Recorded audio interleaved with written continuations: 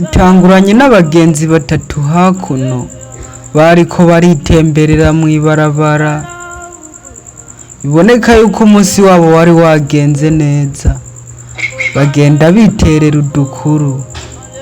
Bageze ngaha bahagaze mw'ibarabara batangura kuyaga, bariko barayaga ibya bizinesi, bariko barayaga iby'akazi.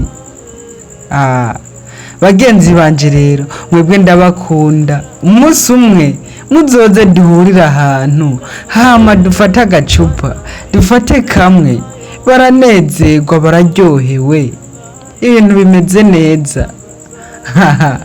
Bariko baritwengera ngaha mu nzira, ati rero jewe ndabemereye yuko ari je nzobanywesha agacupa. Batangura gutwenga baritwengera, ariko muri ako kanya umwe yabavuyemo arangije afatwa gihumure agwa hasi.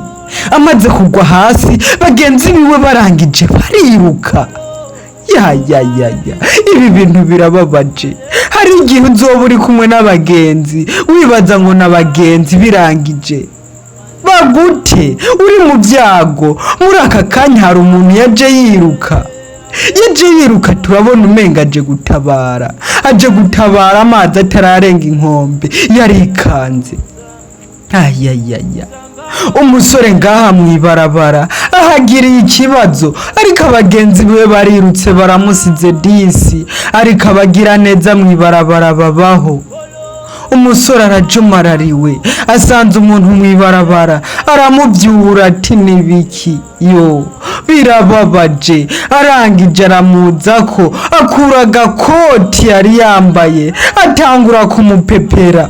Arapepera asaba Imana ati Imana ndagusabye, fasha uyu muntu agowe, fasha uyu muntu amerewe nabi.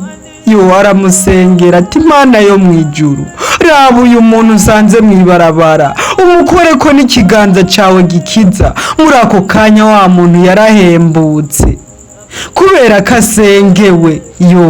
Uyu wumva kuri mikrofone ni jewe Karani, mbasha kubaho udukuru tw'inyigisho nk'utu.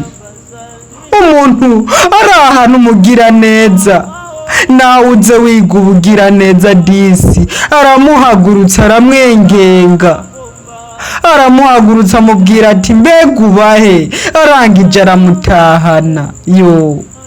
Bantu b'Imana, kugira neza bibaho, ariko hari igihe uzoba uri kumwe n'abagenzi bagute muri ubu buryo. Imana irabakunda abagenzi banje. Abaguma bataha, aramutanye muhira ariko yaragira ikibazo mw'ibarabara. Abagenzi be bari bamutaye disi, ariko aronse umugira neza aramutwaye, aramutahanye. Ciao ndabakunda cyane. Uyu wumvaga kuri mikrofone ni jewe Karani, mbasha kubashikana udukuru tw'inyigisho nk'utu ngutu. Nimba ushaka kuja muri groupe ya WhatsApp, twandikire kuri iyo nimero nyene ubona kuri screen ya telefone yawe.